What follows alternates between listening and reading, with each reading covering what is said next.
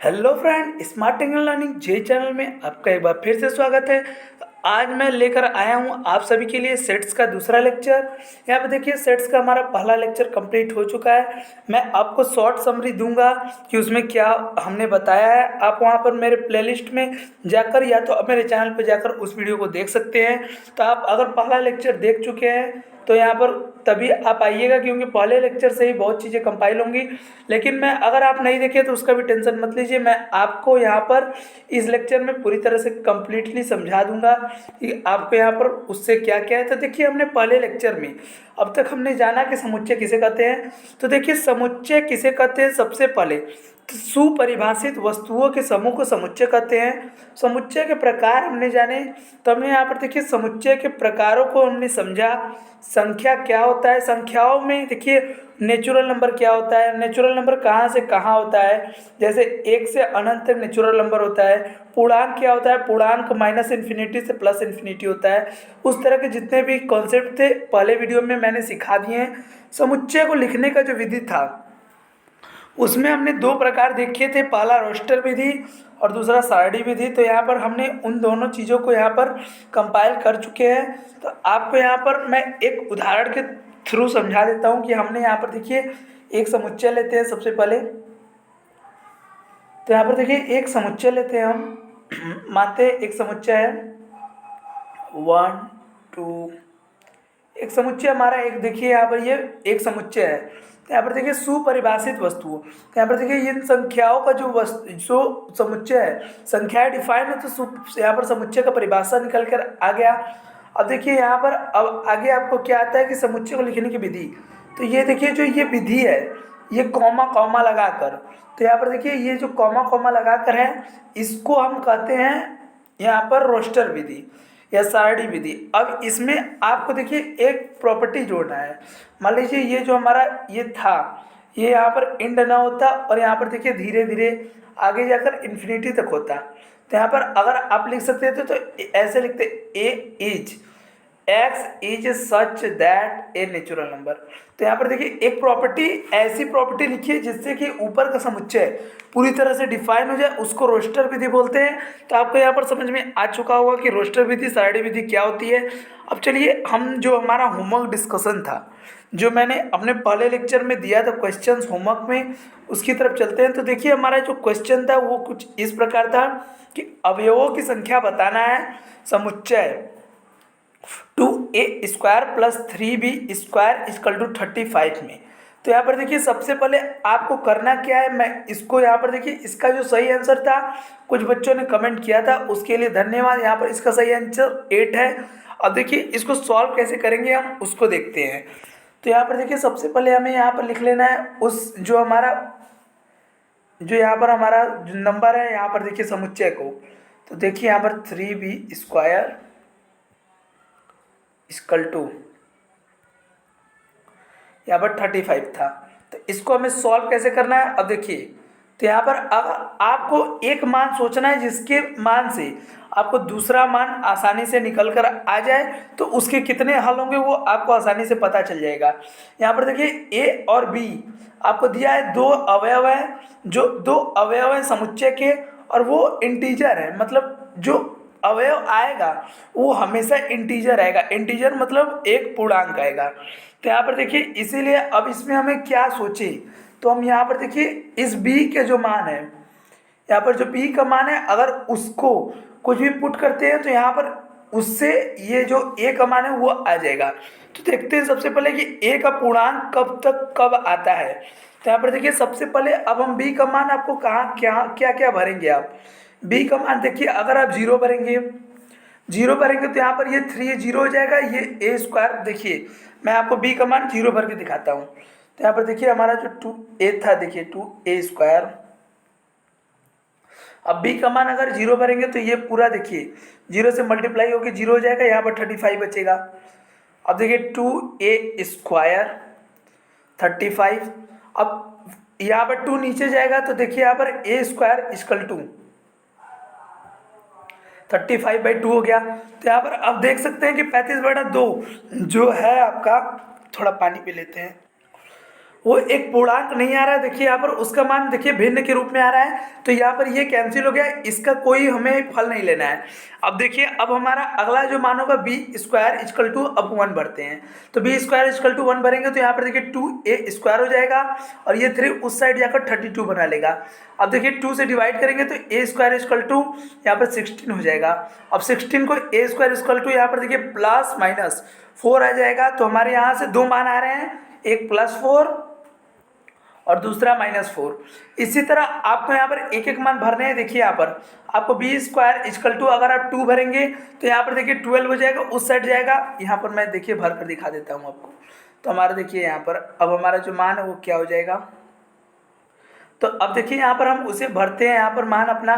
तो यहाँ पर देखिए 2a स्क्वायर इजकल टू 35 उस तरफ जाएगा, यहाँ पर देखिए बी स्क्वायर, तो बी स्क्वायर की जगह अगर इसको भरेंगे आप तो यहाँ पर देखिए 3 से मल्टीप्लाई हो जाएगा 4, 2 का होल यहाँ पर देखिए 2, तो यहाँ पर 6 हो जाएगा, उस साइड जाएगा तो 30 बचेगा यहाँ पर। अब तो यहाँ पर देखिए 30 हो जाएगा। अब देखिए ए स्क्वायर इजकल टू 15 आ गया, तो यहाँ पर देखिए ये एक पूर्णांक नहीं है तो इसको भी आप कट कर देंगे। इसी तरह आपको माने भरनी है, तो यहाँ पर देखिए अब हमें मान किसका भरना है, ए स्क्वायर। अब 3 भरकर भी देख लीजिएगा, 3 का भी मान वो नहीं होता है। अब देखिए मैं बी स्क्वायर इजकल टू 4 भरता हूँ, तो यहाँ पर देखिए सबसे पहले जो हमारा मान था वो ये था।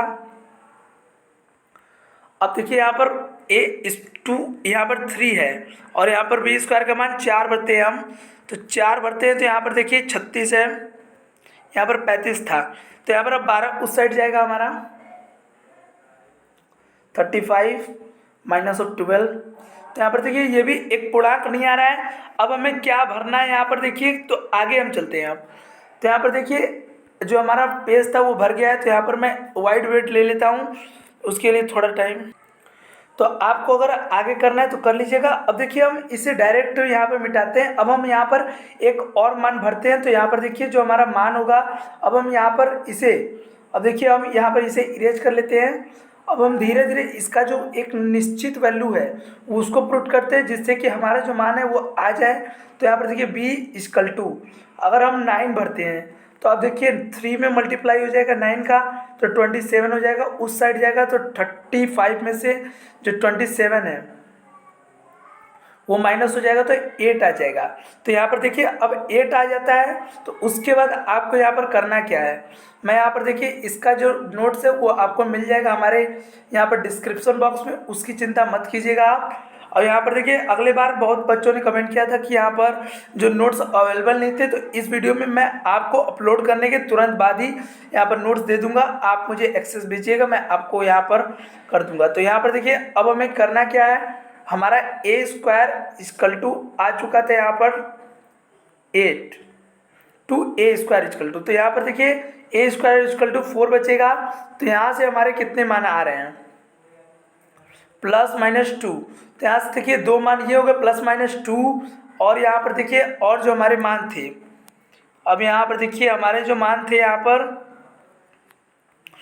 एक मान ये, दो मान ये, और इस तरह से अगर आप अब आगे देखिए यहाँ पर +4 -4, तो इस तरह से यहाँ पर दो माने आ चुकी हैं, 4 माने, और इसी तरह से आपका जो वैल्यू है 4 वैल्यू, और आपको यहाँ पर देखिए आगे दिया क्या है 35 तक, तो आपको यहाँ पर देखिए 35 से बड़ा ना हो वहाँ तक आप आराम से बी का मान पुट कर सकते हैं।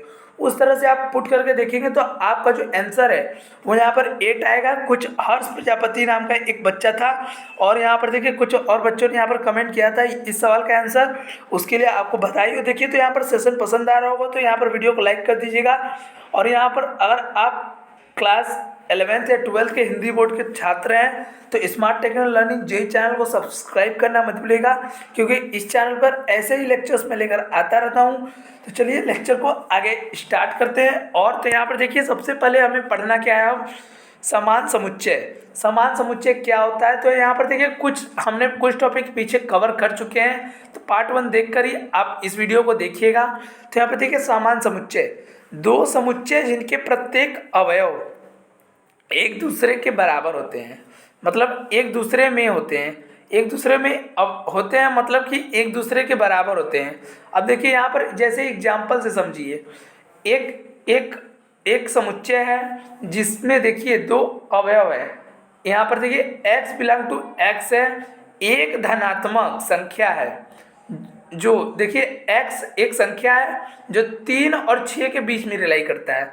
मतलब देखिए यहाँ पर कहने का अर्थ है कि यहाँ पर देखिए इसको सारणी विधि में लिखना है तो यहाँ पर देखिए इसका जो रूप होगा ये यहाँ पर देखिए 3 से बड़ा हो 6 से छोटा, तो 3 से बड़ा यहाँ पर आपको यहाँ पर देखिए 4 होता है 5, यही दे रहा है। और यहाँ पर देखिए बी में अब क्या दिया है आपको, तो यहाँ पर देखिए बी समुच्चय आपका क्या है 4 5, तो यहाँ पर देखिए बी समुच्चय भी आपका 4 5 है।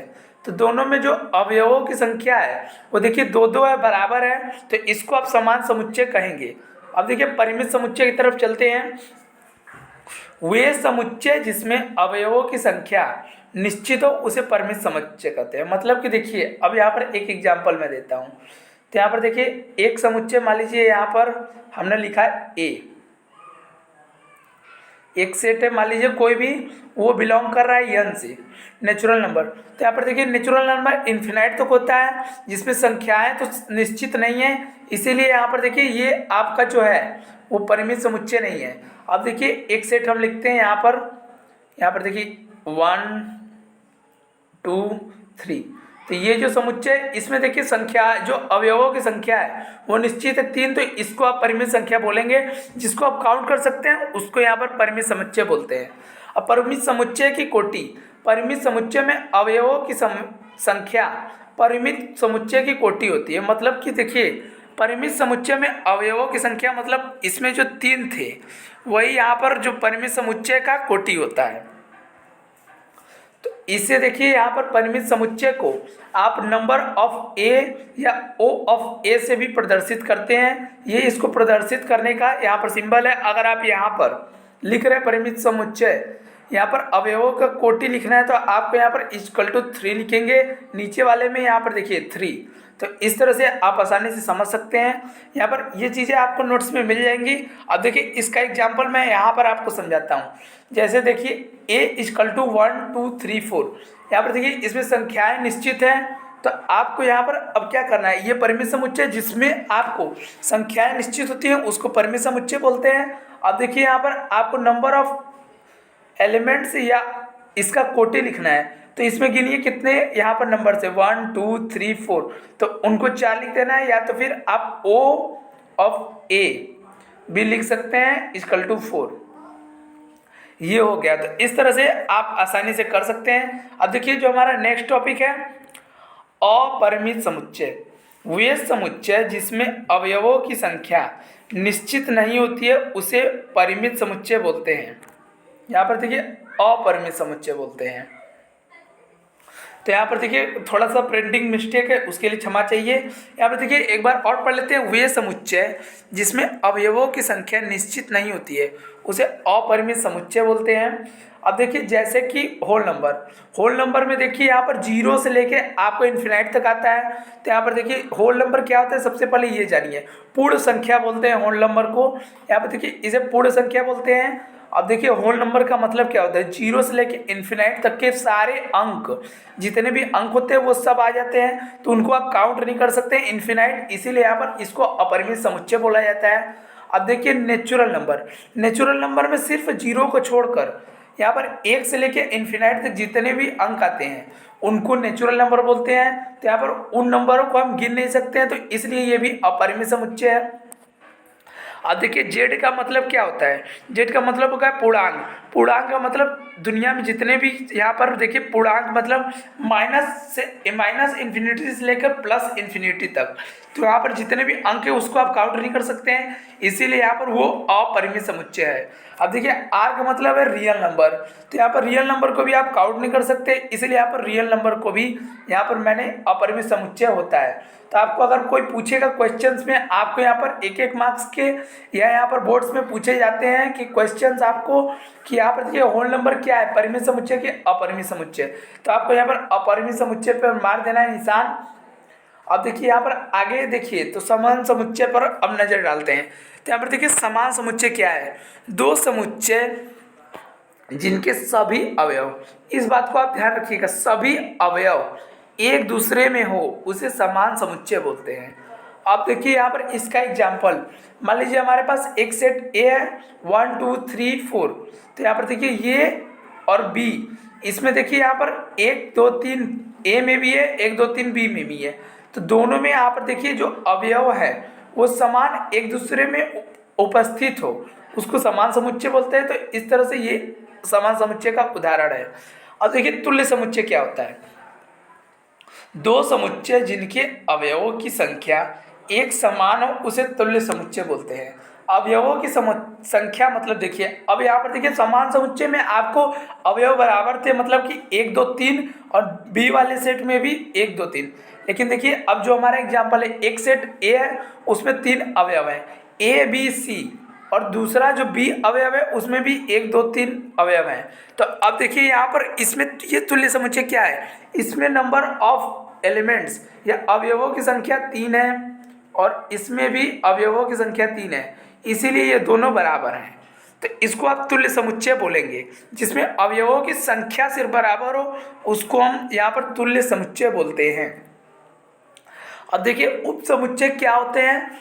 तो उप समुच्चय दो समुच्चय ए और बी जिनमें ए के सभी अवयव बी के सभी अवयवों में हो, परंतु यह आवश्यक नहीं है कि बी के सभी अवयव ए में हो, तो उसे उप समुच्चय बोलते हैं। इसका अर्थ मैं आपको यहाँ पर समझाता हूँ।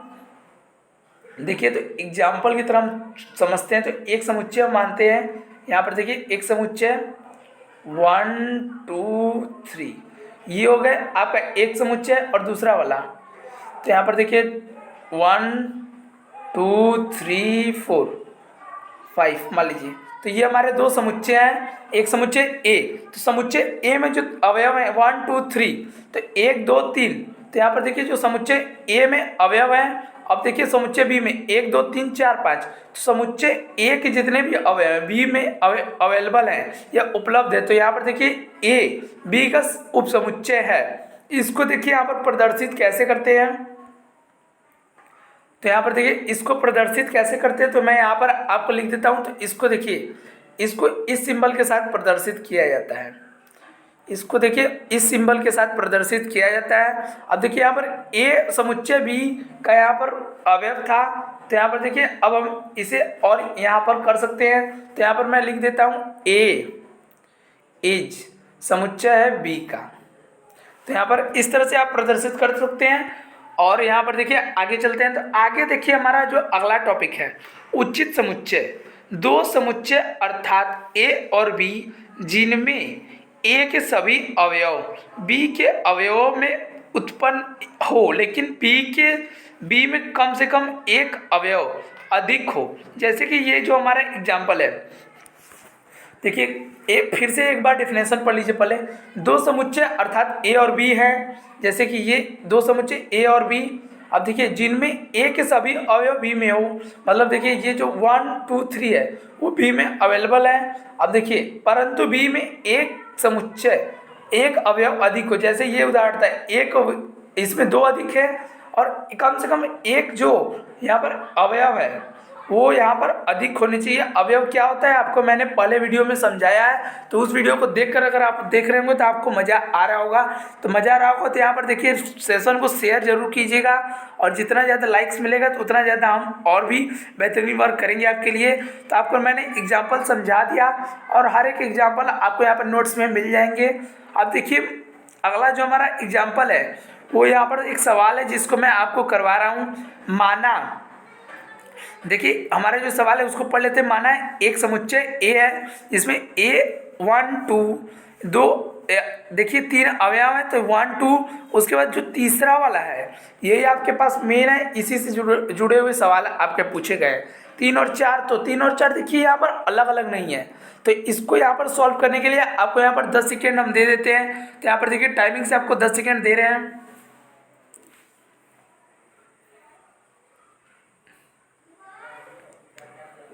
तो चलिए मैं अब इसे सॉल्व करता हूं। तो देखिए आपको मैं सबसे पहली बात बता रहा हूं कि इस सवाल में पूछा क्या है। तो ये सभी चीज़ें पूछा है, आपको इसमें ध्यान क्या देने लायक है। यहाँ पर देखिए एक दो तो अवयव है अलग अलग, लेकिन जो जो तीसरा अवयव है उसमें तीन चार वो अलग अलग एलिमेंट नहीं है, उसमें आपको ब्रैकेट लगा है, तो वो इन दोनों को मिलाकर एक एलिमेंट है। तो इसमें अगर पूछा जाए कि अवयवों की संख्या, तो आप अवयवों की संख्या 5 नहीं 4 बताएंगे। एक ये अवयव, एक दो, और यहाँ पर तीन चार दोनों मिलकर एक है, और 5, तो यही है। अब देखिए यहाँ पर पूछा क्या है, 3 और 4 सबसेट है एक है, तो यहाँ पर देखिए 3 और 4 आपके जो सबसेट है, सबसेट मतलब अलग से अवयव होते हैं, तो यहाँ पर देखिए ये कथन गलत है, सत्य है। अब देखिए यहाँ पर सत्य है मतलब कि ए जो है उपसमुच्चय है बी, यहाँ पर जो 3 और 4 है वो समुच्चय ए का। अब देखिए 3 और 4 ए में उपलब्ध एलिमेंट है। अब देखिए ये वाला जो आपको है यहाँ पर ब्रैकेट के ऊपर ब्रैकेट, ये वाला जो हमारा कथन है ये गलत है, नहीं ये वाला भी सही है, क्योंकि देखिए ये उपसमुच्चय है आपका। अब देखिए यहाँ पर डी वाला देखिए 1 2 3, जो 3 है सिर्फ अलग लिखा है, और 3 और 4 दोनों है, तो इसलिए ये जो हमारा एलिमेंट है वो गलत है, इसीलिए हमारा जो डी ऑप्शन है वो गलत था। तो यहाँ पर देखिए अब नेक्स्ट पे चलते हैं। अब जो हमारा ये भी सवाल आपको आईआईटी मेंस 2017 में पूछा गया था, तो यहाँ पर देखिए अशून्य समुच्चयों की संख्या को ज्ञात करना है। तो यहाँ पर देखिए समुच्चयों की संख्या कितनी होती है, सबसे पहले उसको हम जान लेते हैं, उसके बाद इस पे आएंगे तो बहुत ही मजा आएगा। तो यहाँ पर देखिए कुछ महत्वपूर्ण नोट्स हैं, उसको मैं आपको बताता हूँ, तो उसके बाद हम उस सवाल पे चलते हैं। तो यहाँ पर देखिए उस सवाल को पढ़ने से पहले जो हमारे नोट्स हैं उसको पढ़ लेते हैं। प्रत्येक समुच्चय स्वयं का उपसमुच्चय होता है। दूसरा यहाँ पर देखिए रिक्त समुच्चय, समुच्चय का उपसमुच्चय होता है। रिक्त मतलब देखिए फाई, रिक्त समुच्चय क्या होता है आपको पहले पार्ट में मैं बताया हूँ, इसे फाई से डिनोट करते हैं, या तो फिर आप इसे ऐसे और ऐसे वाला ब्रैकेट से भी प्रदर्शित कर सकते हैं।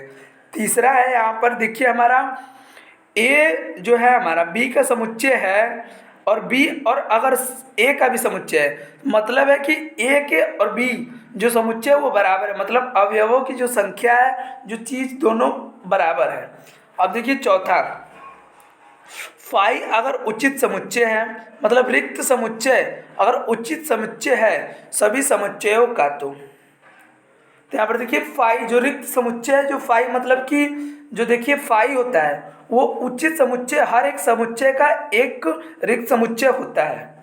अब देखिए इसके बाद आपको यहाँ पर देखिए इस सवाल से हमें क्या लेना देना था, अशून्य समुच्चयों की संख्या ज्ञात कीजिए 1 2 3 4। तो इस सवाल को आपको सॉल्व करने के लिए यहाँ पर मैं 20 सेकेंड दे देता हूँ, 20 सेकेंड बाद हम इस सवाल को यहाँ पर सॉल्व करेंगे, तब तक हम पानी पी लेते हैं।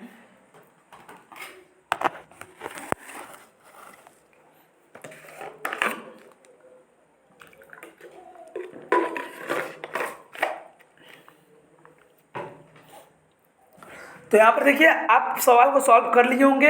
अब देखिए मैं सॉल्व करता हूँ। तो सबसे पहले समुच्चयों की संख्या ज्ञात करना है इस समुच्चय से, अशून्य समुच्चयों की संख्या। तो यहाँ पर देखिए समुच्चय कितने होते हैं, देखिए किसी भी अवयव की जो समुच्चय होते हैं वो इनके बराबर होते हैं 2 पर n की। तो यहाँ पर देखिए 2 पर n होता है समुच्चयों की संख्या। तो अब आपको यहाँ पर करना क्या है, तो इसमें देखिए अवयवों की संख्या क्या होती है, यहाँ पर देखिए समुच्चयों की संख्या क्या होती है।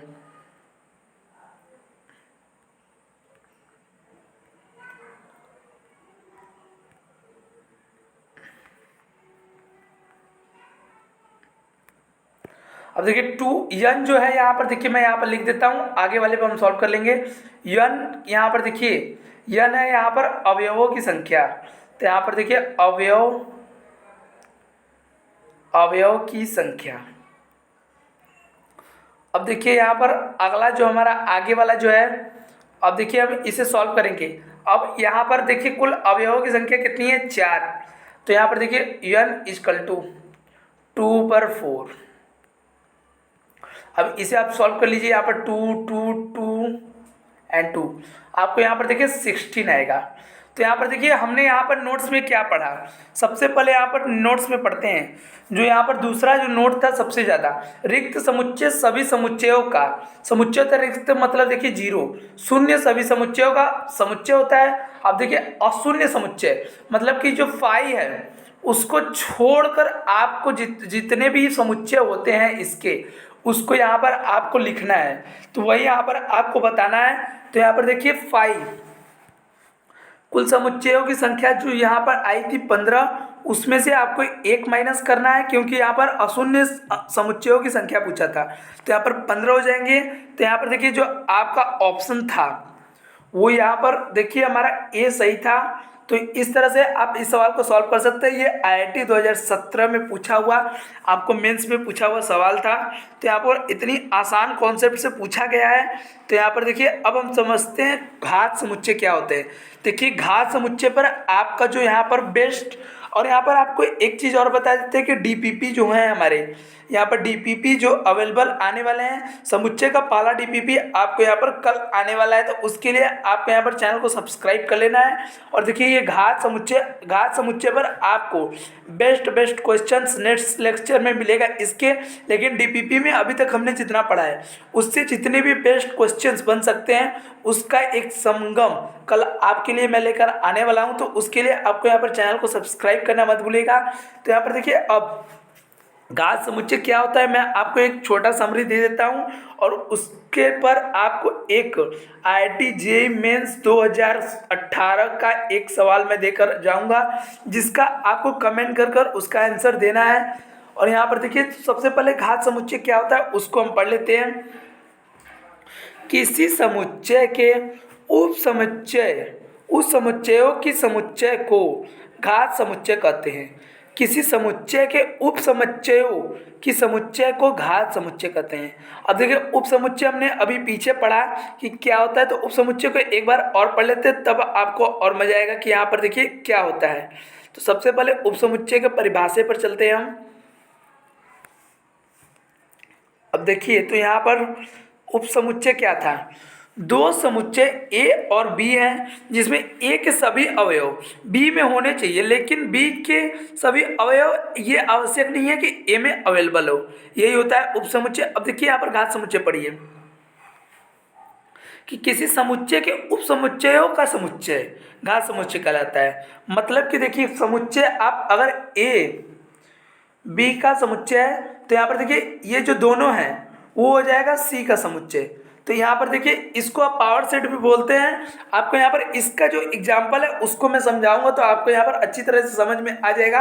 अब देखिए इसको प्रदर्शित कैसे करते हैं, तो इसे हम पी ए से प्रदर्शित करते हैं, पावर सेट ऑफ ए। मतलब समुच्चय ए का जो घात समुच्चय है उसको हम यहाँ पर घात समुच्चय बोलेंगे। किसी समुच्चय के उपसमुच्चयों के समुच्चय को घात समुच्चय बोलते हैं। इस पर आपको बेस्ट क्वेश्चन नेक्स्ट लेक्चर में मिलने वाले हैं। तो यहाँ पर देखिए जो हमारा होमवर्क जो क्वेश्चन था उसको मैं यहाँ पर आपके लिए लाया हूँ। तो इस क्वेश्चन को आपको सॉल्व करके यहाँ पर दिखाना होगा। आपको यहाँ पर आंसर जो इसका है कमेंट में आप करके बताइएगा, तो मैं आपको श्योर शॉर्ट आपको उस पर रिप्लाई जरूर दूंगा। देखिए क्वेश्चन क्या है कि दो परिमित समुच्चय हैं। परिमित समुच्चय हमने पढ़ा भी कि जिसकी संख्याएं निश्चित होती हैं, जिसमें यम और यन दो अवयव हैं। पहले समुच्चय की उपसमुच्चयों की संख्या, जो पहले समुच्चय उसमें उपसमुच्चयों की संख्या दूसरे समुच्चय के उपसमुच्चयों की संख्या से 122 अधिक है। तो आपको यहाँ पर मैं हिंट दे देता हूँ कि कैसे सॉल्व होगा। पहले समुच्चयों की संख्या को x मानिएगा, अरे दूसरे समुच्चय के तो x प्लस 112 हो जाएगा। तो इस तरह से आपको यहाँ पर इस सवाल को सॉल्व करना है और यम और यन का जो मान है उसको बताना है। तो इस सवाल का आंसर आप हमें कमेंट करके जरूर बताइएगा। और यहाँ पर देखिए डीपीपी के लिए चैनल को सब्सक्राइब करना मत भूलिएगा। और यहाँ पर देखिए smart technical learning JEE channel सबका चैनल है। यहाँ पर देखिए जेईई और नीट से रिलेटेड सभी चीज़ें अवेलेबल होती हैं। देखिए अभी हमारा जो वर्क है वो धीरे धीरे प्रोग्रेस हो रहा है, क्योंकि देखिए अभी हमें भी बहुत ज़्यादा काम हो रहे हैं। लेकिन मैं आपके लिए ऐसे लेक्चर्स बना रहा हूँ। देखिए आधे घंटे का लेक्चर बन रहा है, लेकिन हम कुछ सीख रहे हैं ज़रूर। और आपके लिए जो डीपीपी होगा वो मैं कम से कम उसमें 10 से 15 क्वेश्चंस आपको बेस्ट आईआईटी लेवल से करवाऊंगा। तो उसके लिए चैनल को सब्सक्राइब कर लीजिएगा। और यहाँ पर देखिए डीपीपी के जो आपको लिंक है वहाँ पर आपको वेबसाइट्स पर जो हमारे डीपीपी के क्वेश्चंस होंगे वो अवेलेबल हो जाएगा। तो आपको लिए वेबसाइट हमारा आने वाला है। यहाँ पर देखिए प्रमोशन बहुत हो गया।